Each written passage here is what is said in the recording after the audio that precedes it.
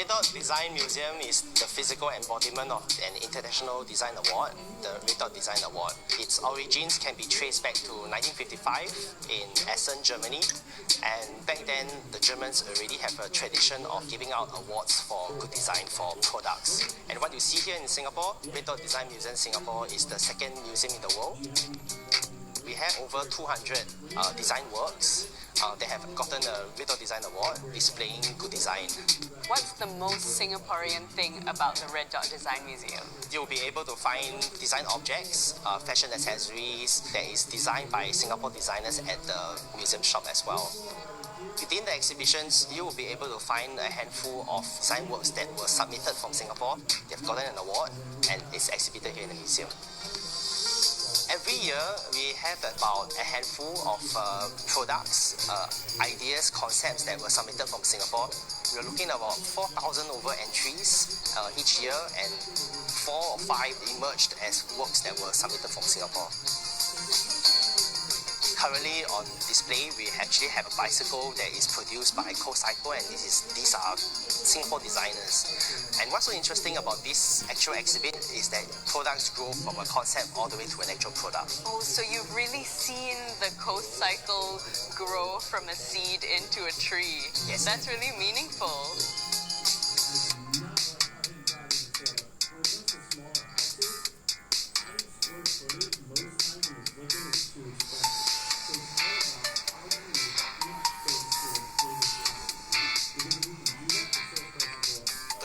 Solves a couple of problems that we see locally, like the need to have a compact bicycle that can fit into our HDB list. The original concept of the bike was for urban light city environment, where you have to carry a laptop bag to go to work. So that's where the center cargo compartment comes from. The ergonomically designed cargo cage can store laptops or bags, and its location in the center ensures perfect balance for the rider.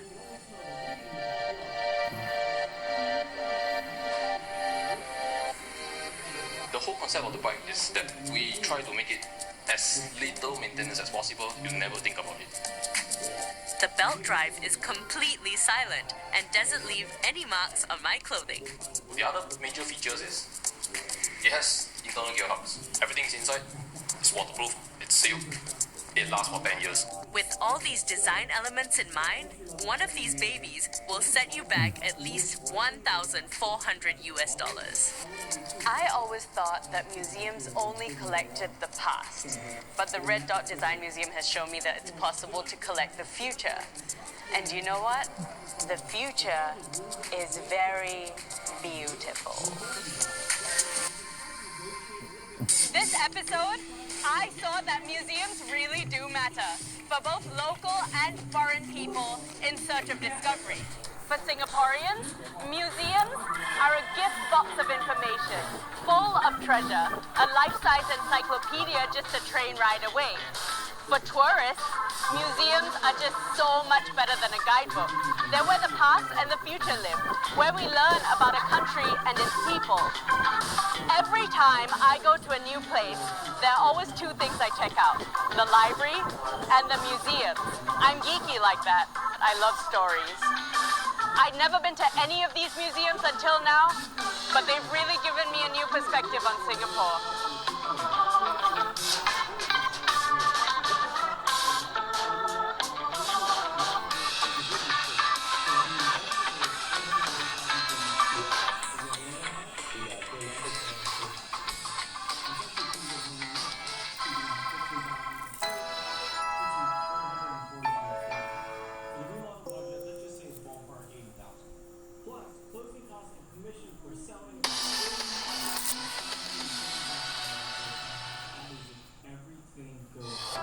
Stories in Asia. A quick and portable way of testing for COVID-19 in just 5 minutes. It's breaking news in the US and Europe. US President-elect Joe Biden is set to formally introduce his top economic team. With an eye on markets opening across the world. Wall Street's major indices all closed the month with double-digit percentage gains. It's the one bulletin that offers you a global perspective. World Tonight, daily on CMA. An investigation into the unseen costs of the pandemic. 陸路嘅界全部都冇開啦，海上面走私喺過去1年係多咗好多。It was decided that we would shut off the internet. People obviously were not getting enough information about what was happening. We expect that the number of people diabetes suicide may increase around 20%. A brand new season of Undercover Asia.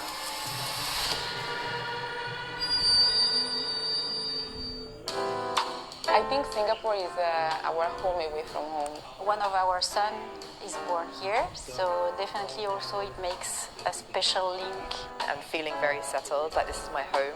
Many expatriates who arrived as short-term residents have since chosen Singapore as their second home. When I arrived in Singapore, I thought this is a perfect country. What has life been like for them? Home Away from Home, premiering 5th May on CNA. This May, hope's not lost, with lives being saved, history rediscovered, and new homes formed. When disaster strikes Asia, doctors from Singapore transcend borders to go into the unknown. Doctors on call.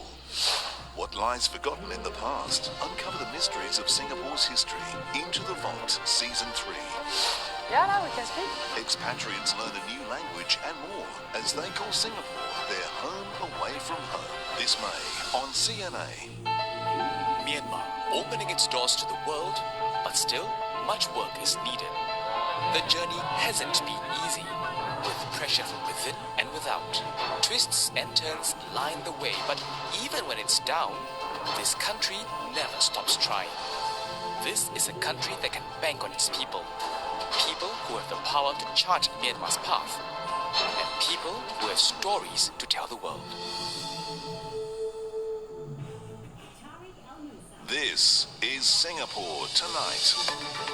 Good evening, I'm Dawn Tan. Tonight's top stories. Secondary schools now have a range of indicative admission scores. It's to give graduating primary 6 kids a better sense of where they stand when applying. Managing the safety of future foods, a new tech hub to make sure novel food is safe to eat before it reaches your plate. The way you watch live sports could soon be changing. Disney pulls the plug on 18 channels, including Fox Sports in Southeast Asia and Hong Kong. Singapore and Malaysia reaffirmed defence ties and their support for the 5-power defence arrangements. A multilateral exercise, though scaled down, will be held this year despite the pandemic. Art blooms in nature at Gardens by the Bay.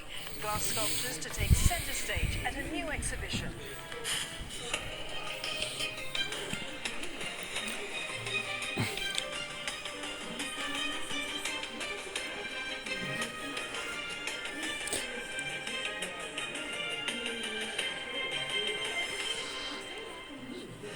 I'm Steve Lai. Also tonight, fighting erupts in Myanmar near the Thai border. The long-running feud between the military and ethnic armed groups has intensified since the military coup.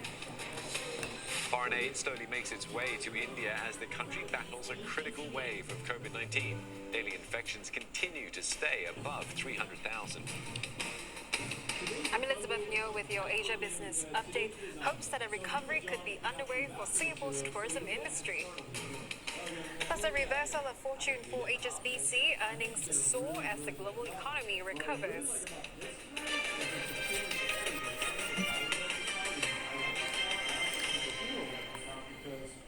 Secondary schools here in Singapore now have a range of entry scores to help parents of graduating primary 6 kids make better choices. The scores reveal the cutoff points needed to enter each school, as well as the quality of top students that they attract. Now, this can range from the best possible 4 to 32, the lowest. It's part of the Education Ministry's larger reform of the primary school leaving examinations to go beyond just grades. Tan Zhen Hui explains. It's one of the most important milestones for kids in Singapore, choosing a secondary school after the PSLE. In the past, kids had to select from around 200 possible school cut-off scores, but from this year, things will be different.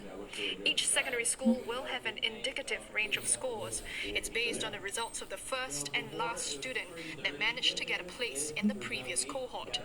It means to get into the express course of Pasir Ris Crest Secondary School, a student should get somewhere between 9 and 17. A different set of scores are given for affiliated primary schools. It's 8 to